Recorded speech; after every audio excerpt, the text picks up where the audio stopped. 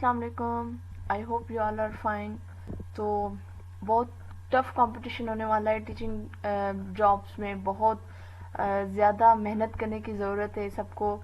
तो जैसे पता है सिलेबस अनाउंस हो चुका है, तो इसलिए आपने अब अच्छे से तैयारी करनी है और अकॉर्डिंग टू सिलेबस जाना है। तो सिलेबस के हिसाब से सिंटेक्स बुक बोर्ड जामशोरो की जो बुक्स हैं वहाँ से जो सिलेबस में बताया गया है कि वहाँ से टेस्ट आएंगे। तो इसलिए हमें वो बुक्स जो हैं उनको सामने रखते हुए हमें तैयारी करनी है। तो सुबह को मैंने एक वीडियो अपलोड की थी, मींस लास्ट मेरी वीडियो वो मैथ सब्जेक्ट से थी। क्लास 3 से फ्रैक्शन टॉपिक मैंने कवर किया था। आज मैं जनरल साइंस स्टार्ट कर रही हूँ।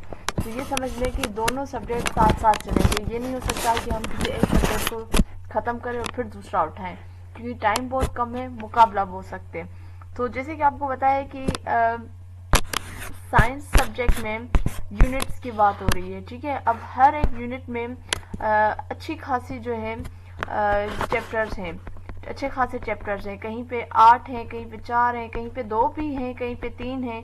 तो इसलिए हमें देखना पड़ेगा कि कितना टॉपिक इम्पोर्टेंट है, उस हिसाब से जाएंगे हम, ठीक है। तो स्टार्ट करते हैं हम आज का पहला टॉपिक। तो टॉपिक स्टार्ट करने से पहले हम रिक्वेस्टिंग यू, अगर आपने चैनल सब्सक्राइब नहीं किया तो काइंडली सब्सक्राइब कर लें और प्लीज़ कमेंट ज़रूर किया करें। अगर आप मेरी वीडियो देख रहे हैं तो काइंडली कमेंट ज़रूर किया करें। स्टार्ट करते हैं जी वीडियो। चैप्टर 1 है the sun makes life on the earth possible, ठीक है। अब इसमें जो मेन पॉइंट्स उसको मैं हाईलाइट करती जाऊंगी और पढ़ती जाऊंगी, ठीक है। जैसे यहाँ पे है the sun give out light and heat all the time. हर वक्त सूरज जो है वो रोशनी और गर्मी देता है। इस रोशनी और गर्मी को सोलर एनर्जी कहा जाता है, क्योंकि सूरज हमसे बहुत दूर है, लेकिन उसका only little part of this energy reach our earth. उसका थोड़ा पार्ट हमारे जमीन तक पहुंचता है, ठीक है। अब सोलर एनर्जी जो हम ले रहे होते हैं वो बहुत इंपॉर्टेंट है। अब इससे क्या होता है, इसी की वजह से जो अर्थ पे जो जिंदगी है वो पॉसिबल है, ठीक है, क्योंकि ये लाइट प्रोवाइड करती है और उसी से ही फिर लिविंग थिंग्स जो है वो जिंदा रहते हैं, ग्रो करते हैं और फिर रिप्रोड्यूस होते हैं। किस तरीके से वो आगे हम एग्जाम्पल्स देख रहे हैं, ठीक है।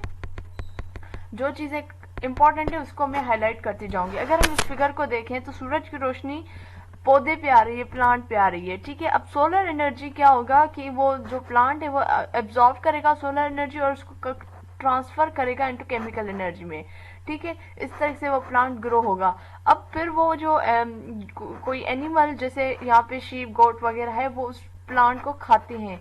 जैसे वो उसको खाती है तो वो प्लांट की एनर्जी किसके पास चली गई, वो उस एनिमल के पास चली गई। अब वो एनिमल फिर जब हम खाते हैं, ठीक है, इस तरीके से पूरा ये सिस्टम चलता है, ठीक है। और मीन्स आप कह सकते हैं कि solar energy is used by the plant to make it food and to grow. अब उसी एनिमल को प्लांट खाता है, आई मीन उसी एनिमल, वो जो प्लांट है वो एनिमल खाता है और ह्यूमन बीइंग जो है उस एनिमल को खाते हैं।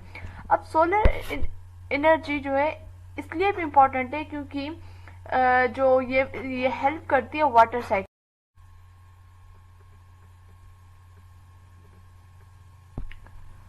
जी, तो सोलर एनर्जी इसलिए भी इम्पोर्टेंट है क्योंकि ये फ्रेश, मतलब ये प्रोवाइड करती है फ्रेश वाटर। अब ये कैसे प्रोवाइड करती है, वाटर साइकिल के थ्रू। अगर हम यहाँ पे कुछ इसके पॉइंट्स को देख लें, ठीक है, जैसे यहाँ पे कुछ पॉइंट्स इन्होंने हाईलाइट किए हैं। The sun heat the water in the ocean. अब जो सन की जो हीट है वो पानी, जो ओशन में पानी है उस पर पड़ती है, तो जो वाटर है वो हीट अप हो जाता है और उससे फिर वाटर वेपर्स बनते हैं और इस तरीके से फिर वाटर वेपर्स हवा में चले जाते हैं।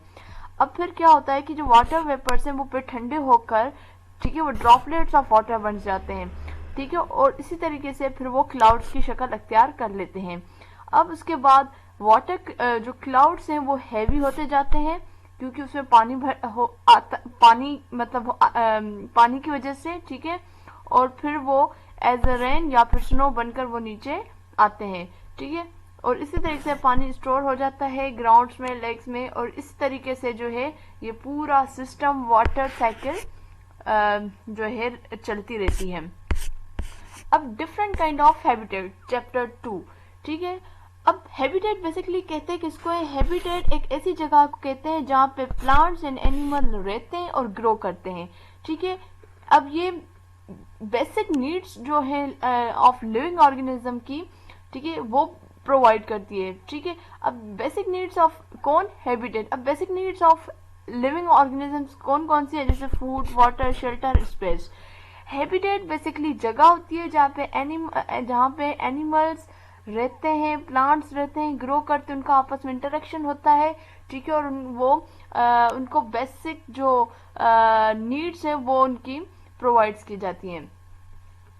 अब डिफरेंट काइंड ऑफ हैबिटेट्स हैं इस धरती के ऊपर, ठीक है। Each habitat is the home for many kinds of animal and plants. अब अगर हम कुछ हैबिटेट्स देखें, यहाँ पे 4 का जिक्र किया गया है कि एक डिजर्ट हैबिटेट है, ठीक है, जो बेसिकली हॉट एंड ड्राई होता है। दूसरा फॉरेस्ट है, जो ट्री कवर्ड हैबिटेट होता है, जहाँ पे हर जगह दरख्त ही दरख्त होते हैं। एक है ग्रास लैंड, ठीक है, जिसमें ग्रासी स्पेस होता है, जहाँ बुशेस होती हैं, बड़े बड़े पेड़ होते हैं। और दूसरा जो है पोलर रीजन, जहाँ ठंड ही ठंड होती है, ठीक है। और ये डिफरेंट हैबिटेट्स हैं, ये 4 किस्म के हैबिटेट्स हैं, एक एक को हम अच्छे से पढ़ेंगे। अब हम अगर इसको देखें, डिजर्ट को देखें, ये चैप्टर 3 है, ठीक है, the plants and animal that live in a desert habitat. अब जो डिजर्ट है वो हॉट एंड ड्राई प्लेस है, ठीक है, वहाँ पे बहुत कम रेनफॉल होती है, ठीक है, और ये बहुत सारे प्लांट्स एंड एनिमल की जगह है जहाँ पे वो रहते हैं, एक दूसरे के साथ इंटरेक्शन करते हैं। ये फेस करते हैं 2 प्रॉब्लम्स, 2 मेन प्रॉब्लम्स वो फेस करते हैं, एक lake of water, high temperature, ठीक है। अब ये फिर उस सिनेरियो में खुद को अडॉप्ट करके किस तरीके से रहते हैं। अब जैसे अगर हम इस पिक्चर को देखें, अगर कैमल को देखें तो उसको बड़ी आई लैशेस होती हैं। वो क्यों होती है, ताकि वो जो हवा की वजह से जो सैंड होती है, सैंड मट्टी होती है, वो उनकी आंखों में ना पड़े। दूसरा, उनको बड़े बड़े फीट होते हैं ताकि वो ग्राउंड पे उनकी ग्रिप रहे और वो मिट्टी पे ग्रिप अच्छे से रहे और वो अच्छे से वॉक कर सकें।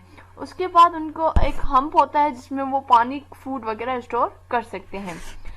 फिर हम आ जाते हैं द डिजर्ट टर्टवाइज की तरफ। टर्टवाइज जो है ये बेसिकली फैट जो है अपने बॉडी में स्टोर कर लेता है, जब उनको खाना वगैरह नहीं मिलता तो वहां से वो यूज कर लेते हैं, और उनको एक मजबूत सी शेल होती है जो उनको प्रोटेक्ट करती है from enemies. Next the ostrich को अगर हम देख लें, एनिमल को, जो ऑस्ट्रिच है उसको भी बड़ी बड़ी आईलैशेस होती हैं और उसका भी काम यही होता है कि कीप आउट द सैंड। ये कुछ एक्टिविटीज हैं, ठीक है। अब हमने एनिमल्स का तो पढ़ लिया जो डेजर्ट में रहते हैं। अब हम प्लांट्स की तरफ आ जाते हैं। अब जो प्लांट्स हैं ये उनको मतलब कांटे होते हैं ताकि वो उनको प्रोटेक्ट करते हैं कि कोई एनिमल उनको ईट ना कर सके। जैसे अगर हम एग्जांपल ले लें द कैक्टस का, ठीक है, उसके बाद ले लेते हैं द एलोवेरा प्लांट, ठीक। अब इसका क्या काम होता है, द फ्यू लीव्स और leave with the vaccine coating reduce water loss, store lots of water when it's rain, flower open at night and close up at the day. इसमें क्या होता है, जो फ्लावर्स होते हैं वो रात को ओपन होते हैं और दिन को बंद होते हैं, ताकि वो उनका जो प्रोसेस है, जैसे हमारे आम जो प्लांट्स होते हैं, ठीक है, वो दिन को खुलते हैं और रात को बंद होते हैं, ये लेकिन ये इसके अपोजिट होते हैं, ठीक है। अब ये पानी को अच्छा खासा स्टोर कर लेते हैं जब बारिश होती है, इन प्लांट्स का ये काम होता है। और they have fruit used as food for desert animal, ठीक है। ये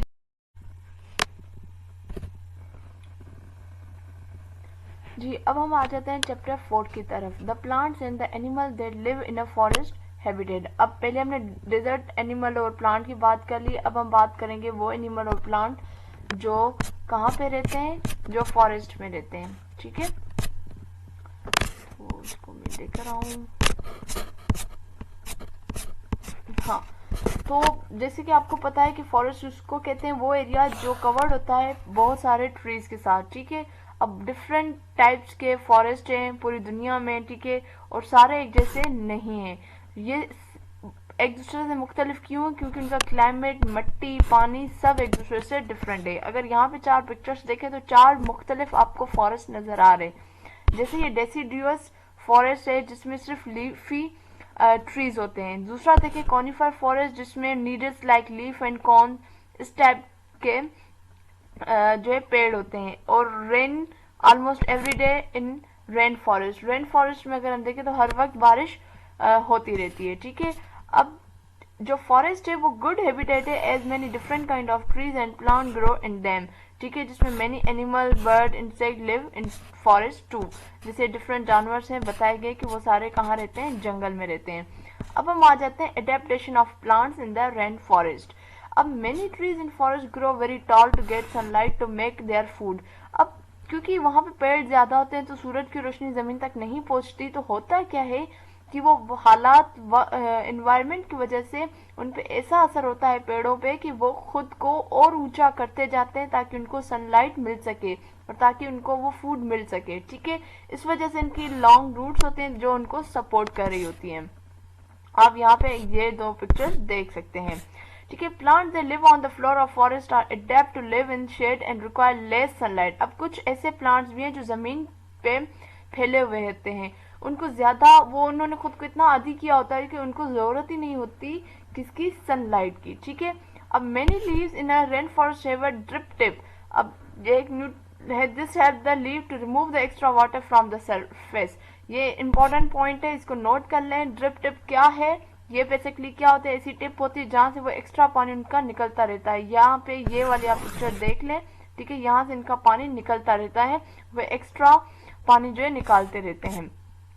अब हम आ जाते हैं adaptation of plant in coniferous forest. ऊपर कौन सा फॉरेस्ट था? ऊपर जो फॉरेस्ट था वो रेन फॉरेस्ट था। नीचे कौन सा है? कॉनिफर फॉरेस्ट है। इसमें क्या है, common tree of conifer forest is the pine tree. अभी वहां पे कौन सा पेड़ ज्यादा होता है? पाइन ट्री कॉमन ट्री है उस फॉरेस्ट का। ठीक है, उसका जो लीव्स है वो कैसे होते हैं? वो नीडल लाइक एंड वैक्सी होते हैं। The corns are the fruit with seeds in that the animal eats. Is it easy to understandable point. ठीक है, तो आज बेसिकली इसके 8 जो है चैप्टर्स हैं। मैंने आज 4 कवर किए हैं, 4 मैं नेक्स्ट पार्ट 2 में कवर करूंगी ताकि वीडियो ज्यादा लंबी ना हो। प्लीज ये सारी बुक्स को आप सामने रखकर पॉइंट को पढ़ें, समझें। ये छोटे छोटे पॉइंट उस वक्त हमें लग रहे होते हैं कि इंपॉर्टेंट नहीं है, यही पेपर्स में आ जाते हैं। तो उम्मीद है कि आपको आज की वीडियो अच्छी लगेगी। अगर अच्छी लगी है तो प्लीज प्लीज प्लीज कमेंट जरूर किया करें ताकि मुझे एक आइडिया हो कि आपको वीडियो कैसी लगी और क्या मुझे और इम्प्रूवमेंट करनी चाहिए। हो सकता है मेरी स्पीड ज्यादा हो, उसका मकसद ये है कि वीडियो क्योंकि ये टॉपिक्स इजी हैं, सब क्लास बहुत छोटी है, ये बातें आगे रिपीट होंगी। ठीक है, वीडियो लंबी ना हो, 10-15 मिनट से ज्यादा वीडियो ना जाए, इस वजह से फिर मैं थोड़ा तेज बोल रही हूँ। ठीक है, बाकी ये सारी जो है, अगर आपके पास बुक नहीं है तो आप ये स्क्रीनशॉट ले लें और खुद आप इसको रीड कर सकते हैं। तो इंशाल्लाह नेक्स्ट वीडियो तक अल्लाह हाफिज।